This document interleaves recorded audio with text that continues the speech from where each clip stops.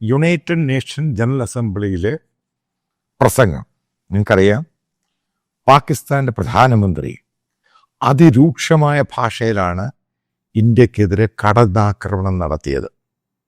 എനിക്ക് തോന്നുന്നു അടുത്ത കാലത്തൊന്നും ഒരു പാകിസ്ഥാൻ്റെ പ്രധാനമന്ത്രി ഇത്ര രൂക്ഷമായിട്ട് ഇന്ത്യക്കെതിരെ ആക്രമണം നടത്തിയെന്ന് ഒരു ഫോറത്തിൽ, പ്രത്യേകിച്ചൊരു ഇൻ്റർനാഷണൽ ഫോറത്തിൽ, ലോകം ഭരിക്കുന്ന ഉരുവപ്പെട്ട എല്ലാ നേതാക്കളും, പ്രധാനമന്ത്രിമാരും പ്രസിഡന്റുമാരും അവരുടെ ഉദ്യോഗസ്ഥരും ഗ്ലോബലായിട്ട് എല്ലാ മീഡിയയും കവർ ചെയ്യുന്നൊരു ഇവൻ്റായത്. പക്ഷേ ഇന്ത്യയുടെ ജയശങ്കർ ഇന്ത്യൻ മീഡിയ ഒക്കെ ഭയങ്കര കൊഴിപ്പിച്ചെഴുതി, അതോ ചെയ്തു ഇത് ചെയ്തു. മനസ്സിലാക്കുക, ഗ്ലോബൽ മീഡിയ ടച്ച് ചെയ്തില്ല. പാകിസ്ഥാൻ പ്രധാനമന്ത്രിയുടെ സ്പീച്ച് വലിയ പ്രാധാന്യത്തോട് കൊടുത്തു. എന്തൊക്കെയാണ് പാകിസ്ഥാൻ പ്രധാനമന്ത്രി പറഞ്ഞത്? ഇന്ത്യ അഗ്രഷൻ, അതായത് കടന്നുകയറി ആക്രമിക്കാൻ ശ്രമിക്കുന്നു. ഇന്ത്യയുടെ തിരിച്ചടിച്ചപ്പോൾ 7ഓളം ഇന്ത്യയുടെ ജെറ്റ് എയർക്രാഫ്റ്റുകൾ പോയി. ബേസിക്കലി ഇത് റിയാലിറ്റി എന്ന് എന്നോട് ചോദിച്ചു കഴിഞ്ഞാൽ, ഞാനൊരു ഒരു പ്രൊഫഷണൽ ജേർണലിസ്റ്റാണ്. പക്ഷെ ഇന്ത്യക്ക് നെഗറ്റീവായിട്ട് വരുന്നതൊന്നും ഞാനത് ഇപ്പോൾ പൂർണ്ണമായിട്ട് തള്ളിക്കളയുന്ന ഒരാളാണ്.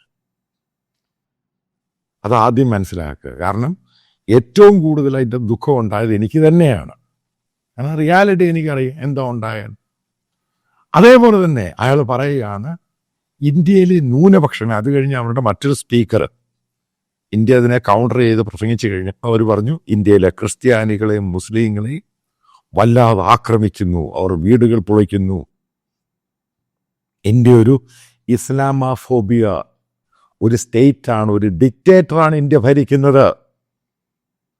ഇത്ര മോശമായ രീതിയിൽ ഇന്ത്യ അറ്റാക്ക് ചെയ്ത സമയത്ത് ഇന്ത്യയുടെ ജയശങ്കറിൻ്റെ ഒരു ബ്യൂറോക്രാറ്റ്, ഒരു മന്ത്രിയായ അയാളുടെ പ്രസംഗം എന്നോട് ചോദിക്കുവാണെങ്കിൽ, പ്രത്യേകിച്ച് ഗ്ലോബൽ ആയിട്ടുള്ള ചില ആൾക്കാരെ അതിനെപ്പറ്റി ഒപ്പീനിയൻ പലയിടത്ത് സോഷ്യൽ മീഡിയയിൽ എഴുതി, വളരെ മോശമായിരുന്നു.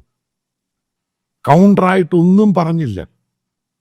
ഇനി കമ്പയർ ചെയ്യുക, സുഷമ സ്വരാജ് BJPയുടെ മന്ത്രിയായിരുന്നു, എക്സ്റ്റേണൽ അഫയേഴ്സ് മിനിസ്റ്റർ ആയിരുന്നു. അവര് യുണൈറ്റഡ് നേഷൻ ജനറൽ അസംബ്ലിയിൽ നടത്തിയ പ്രസംഗം നിങ്ങൾക്ക് ഓർമ്മയുണ്ടോ? പാകിസ്ഥാനെ വലിച്ചങ്ങ് കീറി. എന്താണ് ഇന്ത്യ എന്ന് പറഞ്ഞ രാജ്യം? നിങ്ങൾക്ക് ഏത് രീതിയിലാണ് ഇന്ത്യയുമായിട്ട് പാകിസ്ഥാനെ, ഏത് അലിഗേഷനാണ് പറ്റുന്നത്? വലിച്ച് കീറി ഭിത്തിയിലൊട്ടിച്ചു പാകിസ്ഥാനെ. അത് സുഷമ സ്വരാജ്. അത് അവരങ്ങനായിരുന്നു. അവരുടെ ഏറ്റവും മികച്ച പ്രസംഗമാണ് ഇന്റർനാഷണൽ ഫോറത്തിൽ അന്ന് നടത്തിയത്. അങ്ങനെയാണ് ബേസിക്കലി ഏകദേശം ഇന്ത്യൻ എക്സ്റ്റേണൽ അഫയേഴ്സും ഇന്ത്യൻ പ്രതിനിധികളും യുണൈറ്റഡ് നേഷൻ്റെ അകത്ത് പ്രസംഗിക്കുന്നത്. അവരെ ഇന്ത്യക്കെതിരെ ഏതെങ്കിലും രീതിയിൽ അറ്റാക്ക് വന്നു കഴിഞ്ഞാൽ അവരെ വലിച്ചങ്ങ് കയറും. നമുക്ക് പാകിസ്ഥാൻ ഇതിനെ പറയാൻ നൂറോളം കാര്യങ്ങളുണ്ട്. ലോകത്തിലെ ടെറർ ഒറിജിൻ ചെയ്യുന്ന രാജ്യമാണ്.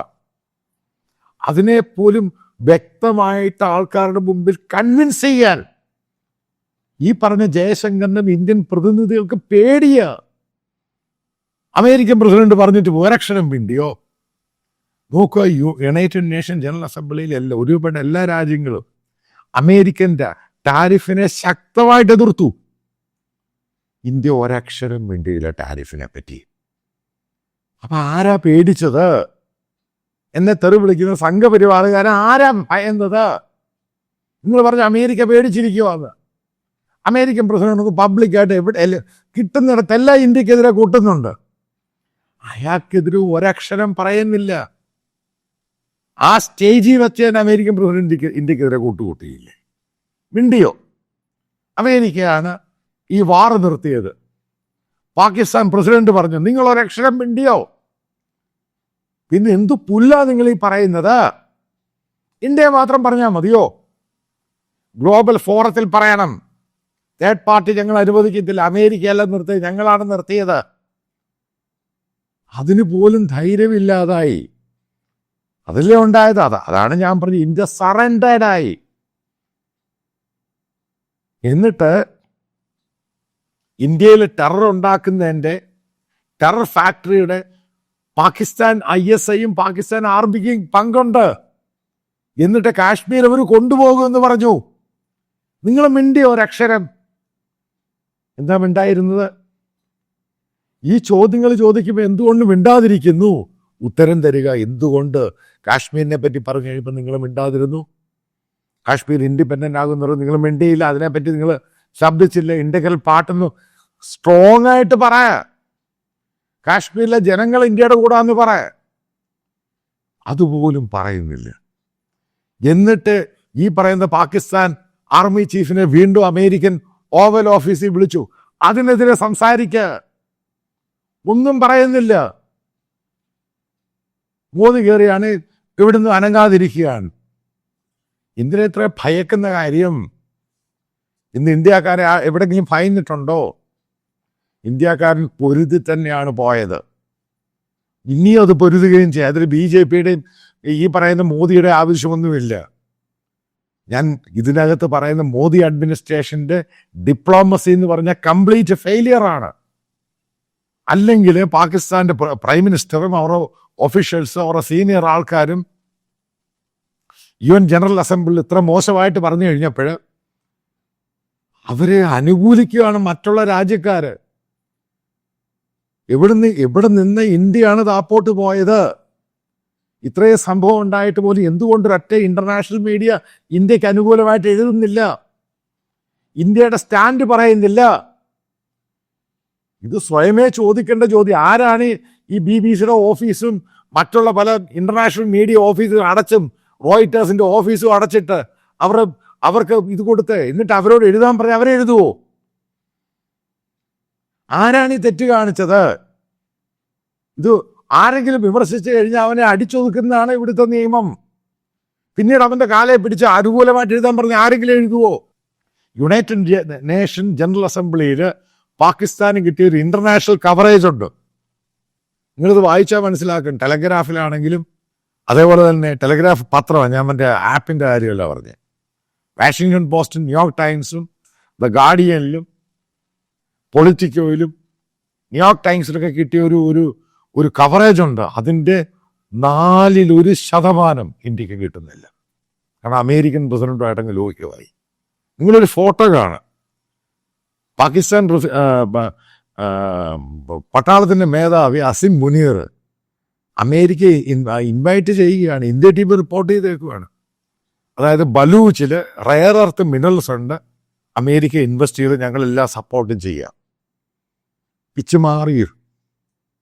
ആരുടെ ഫെയിലിയറാണ് മോദി സർക്കാർ ഇതുണ്ടായത്?